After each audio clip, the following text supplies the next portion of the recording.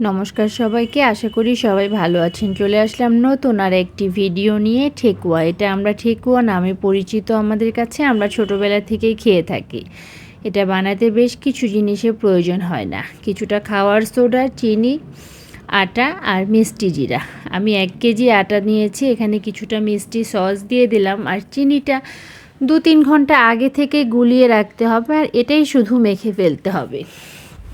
চিনি আর খাওয়ার সোডা আমরা একসাথে পানিতে দিয়ে 3-4 ঘন্টা আগে গুলিয়ে নেব। চিনিটা না গুললে আটাটা মাখা যায় না, আর চিনিটা যদি না গুলে থাকে আটাটাও দানা দানা হয়ে যাবে। খাওয়ার সোডা, চিনি একসাথে আমরা গুলিয়ে আটাটা মেখে 10 মিনিটের জন্য রেস্টে রেখে দিব। আর এভাবে করে হাতে একটু তেল নিয়ে গোল গোল করে নেব। এটা খেতে খুব ভালো লাগে। আর এভাবে আমি সবগুলি আটা বেলে নেব।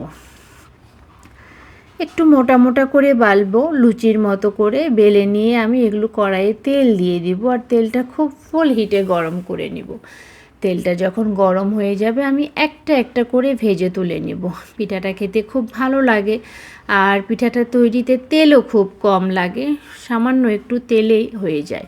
আমি যতটুকু আটা নিব তার অর্ধেক চিনি নিব। আমি এখানে 1 কেজি আটা নিয়েছি, আধা কেজি চিনি নিয়েছি, 250 তেল নিয়েছি। এটাতেই আমার পিঠাটা তৈরি হয়ে যাবে। পিঠাটা বানিয়ে আমি 7-8 দিন টেবিলেও রেখে দিতে পারবো। ঠান্ডার সময় ফ্রিজিং করতে হবে না, ভালো থাকবে। এটা খাওয়াও স্বাস্থ্যসম্মত, আমার খুব ভালো লাগে, তাই ভিডিওটা আপনাদের সাথে শেয়ার করলাম। আপনারাও বাসায় ট্রাই করে দেখতে পারেন।